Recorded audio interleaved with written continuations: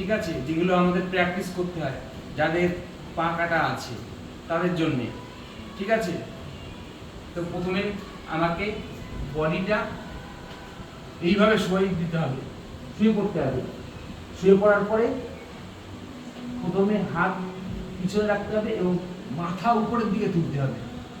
এরকম ভাবে 1 2 3 4 5 6 7 8 9 10 এইভাবে 4 বার বা 5 বার করতে হবে।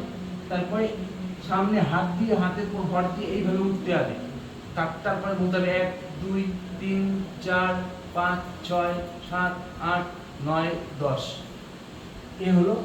এবার দ্বিতীয় পায়ের মাসলের জন্য কি করতে হবে, আপনার পায়ে একজন এসে চেপে ধরবে, তারপরে সেই পা আপনাকে উপরের দিকে তুলতে হবে।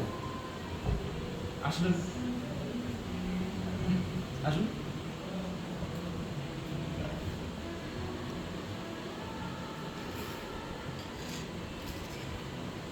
একজনকে আপনার পা চেপে ধরতে হবে এবং তারপরে সেই পা তুলতে হবে উপরের দিকে পিছাড় দিয়ে।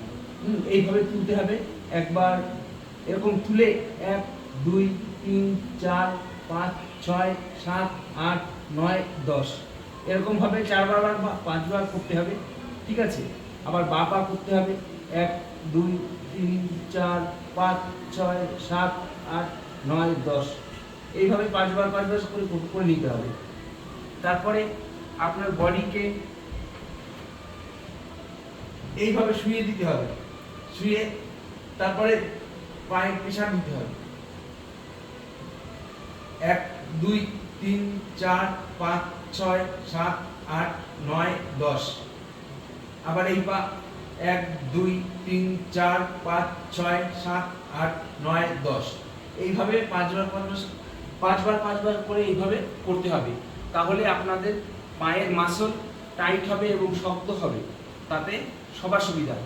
আপনারা যারা এই ভিডিও দেখছেন তারা সাবস্ক্রাইব করুন, লাইক করুন, শেয়ার করুন।